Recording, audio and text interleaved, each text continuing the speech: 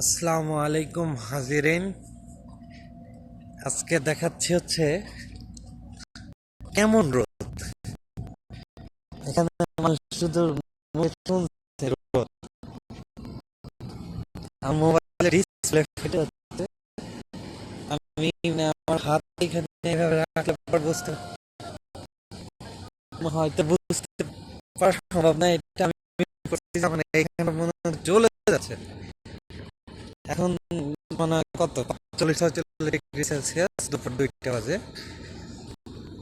তো এটা সমস্যা এরকম না যে বাংলাদেশ গরম পড়ে না কি এখানে আশেপাশে কোথাও গাছ নাই, কোথাও কোনো ছায়া নাই। আপনি এই রোডটা মানে পুখর গরম হয়ে মানুষে জ্বলায় দেয়, ঠিক আছে। এখন তারপরও অনেকে আসতে চান, আহ, শহর কেন্দ্রিক পোলাপাইন আর কি, মা বাপের লাডলি ছেলে পেলে যারা আছে তারা আসতে চান। আসেন, সমস্যা নেই। আসলে ভাগ্য কাকে কোথায় নিয়ে যায় বলা যায় না। আমি চলে আসছিলাম রিক্স নিয়ে, আলহামদুলিল্লাহ ভালো আছি।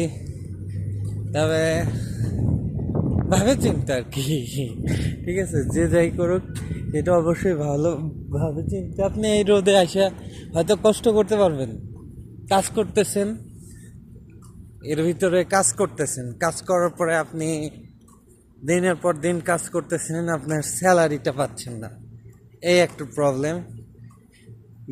কোথাও কাজ নাই, এটা একটা প্রবলেম। অনেক প্রবলেম আছে, ঠিক আছে।